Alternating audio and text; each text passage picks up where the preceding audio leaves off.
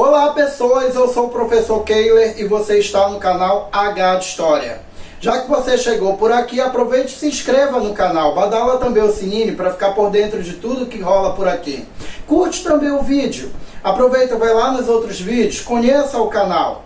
Hoje nós vamos falar sobre história antiga, a segunda parte então sobre o assunto Egito Antigo. Vamos verificar isso daí então? Roda a vinheta.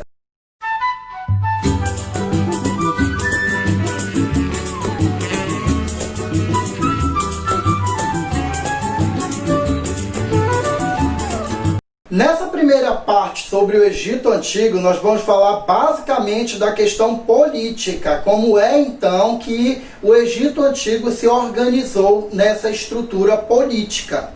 E para a gente compreender isso, a gente parte do princípio de que o Estado egípcio era uma teocracia. Teo quer dizer Deus e cracia, governo, de uma forma simples, governo de Deus, isso mesmo. Governo de Deus. Acreditava-se que quem governava o Egito era uma divindade. E os faraós, como eram assim chamados governantes, acabavam sendo a representação dessa divindade. Durante muito tempo, a gente vai verificar que o Egito ele é formado por pequenas comunidades. E logo em seguida ele passa a ter então os governos dos faraós. Não foi sempre que os faraós existiram e não foram eles que governaram sempre o Egito. Nós temos então dois momentos nessa história política do Egito Antigo. Nós vamos falar de um período que é um período pré-dinástico e um período dinástico. É importante a gente destacar que nem sempre foram os faraós que governaram o Egito. Houve um momento em que pequenas comunidades, cada uma delas que ocupava aquela região às margens do Nilo, tinha a sua própria representação política, de poder, de governo. Mas a partir de um determinado momento, nós vamos ter então os faraós governando o Egito. Esse período então seria chamado de período dinástico. E esse período, por sua vez, também ele seria representado pelas dinastias, ou seja, as famílias de faraós, que vão então governar por algum tempo aqueles lugares. Os faraós repassam o governo para os seus entes através de uma linha vitalícia e de hereditariedade. E aí a gente percebe então algumas famílias ficando muito tempo no poder e depois acabam passando por outras por algumas razões. A gente teria aí algumas dinastias que vão se destacar e alguns faraós também que vão ter uma expressividade nesse período. É importante também destacar que esses faraós, embora eles fossem muitos, a gente tem, por exemplo, alguns que acabam se destacando. O próprio Menes, que é um dos primeiros faraós, nós temos Nefertiti, Tutancâmon, nós temos Ramsés, mas todas as vezes que a gente fala de Egito Antigo e de faraó, a gente vem logo na figura de Cleópatra. Cleópatra também foi rainha do Egito, Cleópatra também foi uma faraó no Egito. Era possível também passar esse governo para a linhagem, a sequência, quando eram mulheres. No Egito Antigo, as mulheres também poderiam governar. Mas estamos falando aqui de faraós, então vamos compreender quem é esse sujeito, certo?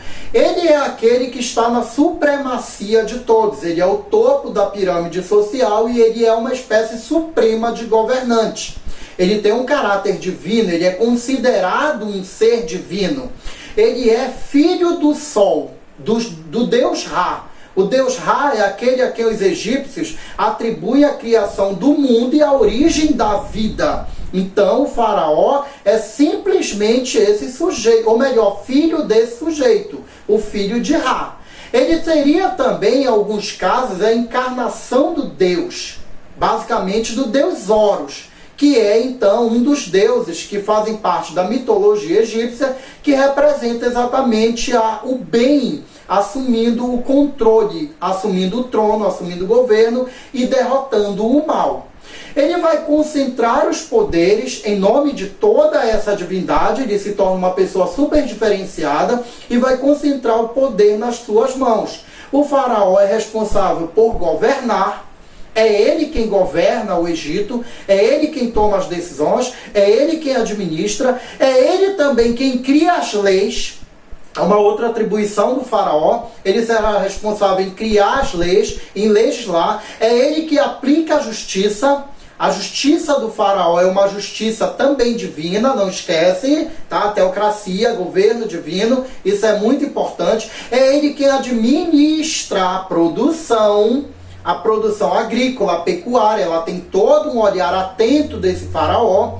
O faraó, ele conhece sobre agricultura, ele conhece sobre práticas agrícolas, ele também está muito atento na extração das pedreiras, também das minas, e também tem outras habilidades, além da administração. O faraó, ele precisa ter habilidade militar, é muito importante isso. Ele comanda os exércitos, ele comanda então os grupos militares, então naturalmente ele vai ter essa habilidade militar. Ele é um profundo conhecedor de astronomia, muito importante destacar isso, gente. Ele conhece a ciência, ele conhece a prática do estudo dessa ciência e ao mesmo tempo como aplicá-la ali no dia a dia. Isso torna ele um ser diferenciado numa época em que as pessoas mal sabiam escrever. O faraó, ele domina os conhecimentos do universo. Isso só respalda aquela ideia de divindade que o faraó vai ter.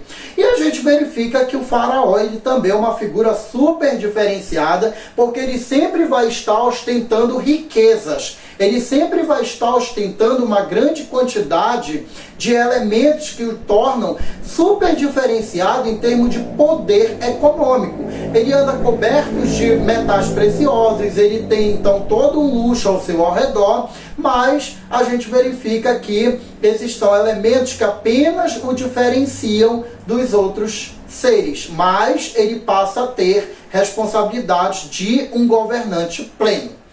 O representante do faraó, em algumas situações, se chama vizir, que é uma pessoa que vai estar ali como representação dele, quando ele não puder estar, por exemplo, em 2 lugares diferentes, em algum desses lugares a figura do vizir vai representá-lo. E eu nem preciso dizer aqui que ser vizir cria então para essa pessoa uma grande quantidade de privilégios. Entre os períodos políticos que a gente então encontra aqui, nós temos o primeiro período, que é o período pré-dinástico, e esse período pré-dinástico ele remonta daquela chegada das primeiras comunidades às margens do rio Nilo. Naquele período neolítico, quando o homem descobre a agricultura e começa então a formar comunidades, ele vai procurar então solos férteis. E essas comunidades, algumas delas, vão se estabelecer à margem do rio Nilo, e ali a gente vai perceber então eles organizando uma comunidade que vai viver basicamente da agricultura, porque a fertilidade do solo garante isso, e vai viver também da pecuária. E aí então eles começam a se organizar, e nessa organização eles elegem uma autoridade política que passa a ser o nomarca, haja vista que essas primeiras comunidades elas se chamam nomos. E aí nós teríamos a existência desses nomos por muito tempo ali naquela região. Com o tempo, esses nomos tendem a se unir, a comunidade vai crescer e nós vamos ter a formação de 2 reinos naquele território. O reino do Alto Egito e o reino do Baixo Egito. Lembrando que aquele território era dividido em 2 grupos, Alto Egito e Baixo Egito. E aí então é dessa forma que eles vão viver durante algum tempo. Mas em algum momento nesse período pré-dinástico, nós vamos ter ali por volta de 3.200 a.C., isso é uma datação provável, a gente percebe então a unificação dos 2 reinos. Unir então o reino do Alto Egito com o reino do Baixo Egito e formar um só reino que seria o Egito como um todo. E é nesse momento que quem vai exercer toda essa união, que vai estar à frente dela e então consolidar essa união, é então o faraó Menes, que se torna o primeiro faraó, iniciando então o período dinástico das dinastias dos faraós. Ele vai então unir o território e vai colocar como capital a cidade de Mênfis, que hoje seria a cidade do Cairo, que vai então se tornar a primeira capital do Egito e que está localizada lá no Baixo Egito, lá na região do Delta, que vai ser uma região inclusive muito próspera. Com a unificação dos 2 territórios e também com a chegada do faraó Menes ao poder, nós teríamos o início do período dinástico, aonde os faraós passam a ter o poder, aonde os faraós, com toda aquela função que a gente já viu ainda há pouco, eles passam então a assumir o controle político dentro do Egito. E aí nós teríamos então esse período organizado em 3 momentos. O Antigo Império, que é o primeiro período, o Médio Império, o segundo período, e o Novo Império, que é o terceiro período do Egito Antigo, tá? Aqui nós estamos tratando a história do Egito Antigo, aquele Egito lá da Antiguidade, que vai acontecer dali por diante é uma outra conversa. Então, nesse Antigo Império, que a gente tem uma datação mais ou menos, provavelmente ali entre 3.200 antes de Cristo até 2100 antes de Cristo, nós temos um período de grande popularidade dos faraós. É importante destacar para vocês que nesse primeiro momento da organização centralizada, houve o melhor aproveitamento do Rio Nilo. É nesse período que a gente vai verificar a construção de grandes obras que vão então dar uma funcionalidade mais eficaz para o uso das águas do Nilo, como obras hidráulicas, como canais de irrigação, reservatórios, barragens, diques, que vão levar condições favoráveis para as plantações e desenvolver a produção agrícola, a produção pecuária e automaticamente uma oferta maior de alimentos e de condição de sobrevivência naquele local. Então isso daí é atribuído à figura do faraó. É o faraó que vai dizer qual é o momento da colheita, é o faraó que vai dizer qual é o momento também de plantar. E o que é interessante é que ele, por ser conhecedor da astronomia, ele sabe exatamente qual é o momento também que está chegando o período da cheia ou que está chegando o período da seca. E que para a maioria da população, o faraó acertar isso daí demonstra o quanto realmente ele é divino. Então vamos fazer do jeito que ele está dizendo.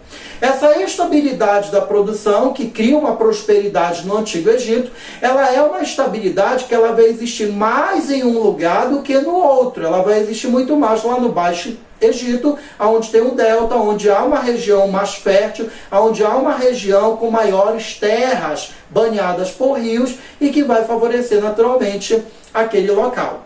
É desse período a construção das grandes pirâmides da região da Gizé. As 3 grandes pirâmides, é importante destacar, gente, que o Egito tem mais de 100 pirâmides, mas 3 são exatamente as grandes pirâmides ali da região da Gizé, que são exatamente construídas para servir de túmulo para os faraós. A gente vê isso lá no outro vídeo, que são os faraós Quéopes, Quefrem e Miquerinos. São então túmulos para esses 3 faraós. Este seria exatamente avô, pai e filho, que seria uma dinastia aí que construíram as grandes pirâmides. A desigualdade do desenvolvimento econômico entre as regiões fez com que então o Baixo Egito prosperasse muito mais, e ali estava a capital, Mênfis, do que o Alto Egito. E isso fez com que os nomarcas ali daquela região mais desértica do Alto Egito começassem um processo de descontentamento e de reivindicação do poder que foi entregue algum tempo antes para esses faraós. E começa então a haver uma revolta desses nomarcas, que vai atingir a estabilidade do poder político dentro do Egito Antigo. Então nós teríamos, a partir dessas revoltas, uma transição para um outro período que a gente chama então de Médio Império.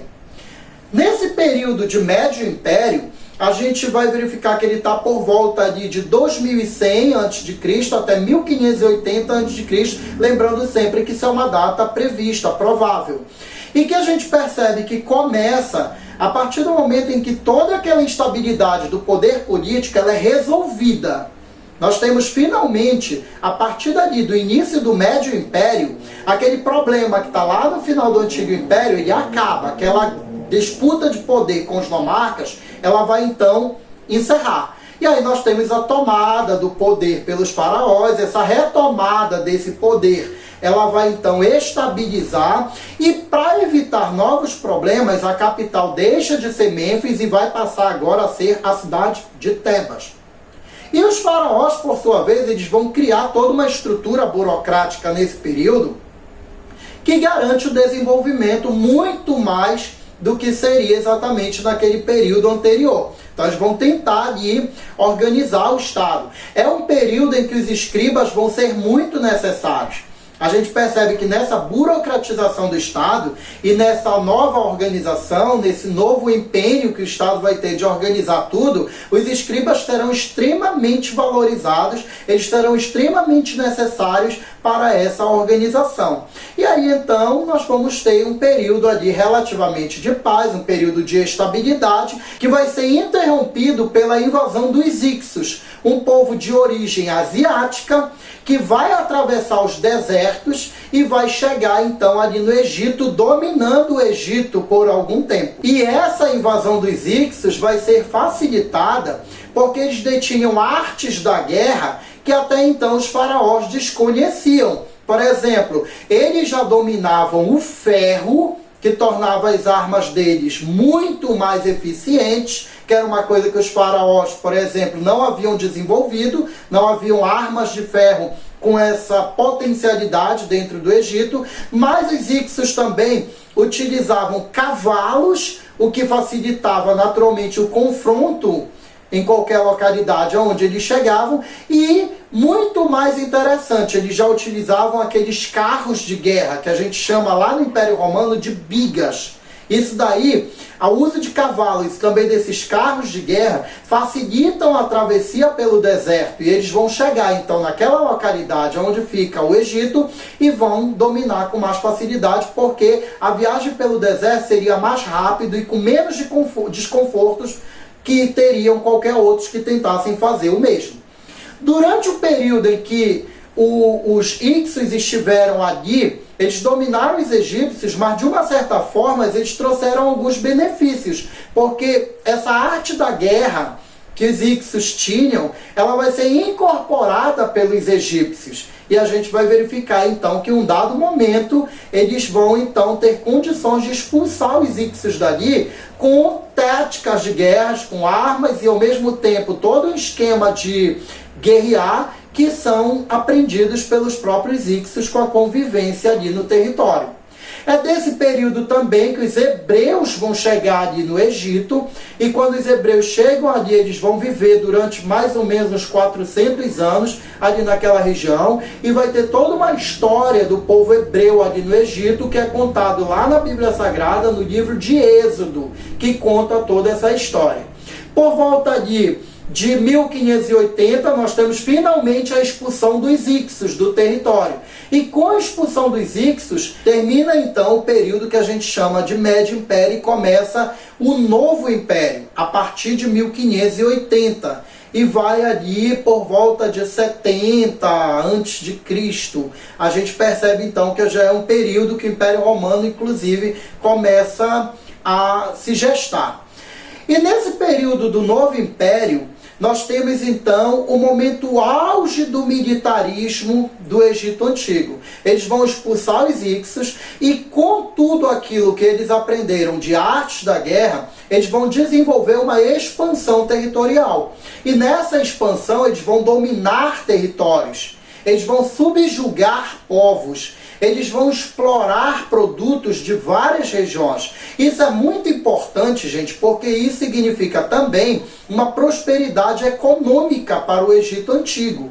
Isso fortalece a economia do Egito. A partir do momento em que eles chegam nessas regiões, eles vão dominar regiões da África, eles vão dominar regiões do Oriente, eles vão dominar a região inclusive da Ásia. Entre esses locais a gente verifica lá a Núbia, a Palestina, que vai ser então dominada pelos egípcios. E aí eles começam a explorar essas regiões, o que fortalece a economia nesse momento, e a partir daí então nós teríamos um Egito mais próspero, depois de um longo período de dominação. E nesse período a gente percebe também um elemento importante que vai ocorrer, por exemplo, lá no período do Amenófis IV, que é um dos faraós desse momento, uma reforma religiosa que torna então a religião do Egito, ao invés de politeísta, aquela que acreditava em vários deuses, é uma religião monoteísta. É importante que a gente destaque que esse monoteísmo ele vai existir no Egito Antigo somente naquele período em que o faraó Amenófis IV vai estar no poder. depois então que ele sair, depois então que ele for, que ele não estiver mais no trono, nós temos a retomada para uma religião politeísta. É um período também de prosperidade cultural. Muito das obras magníficas dos grandes templos do Vale dos Reis, por exemplo, serão construídos nesse período de novo império.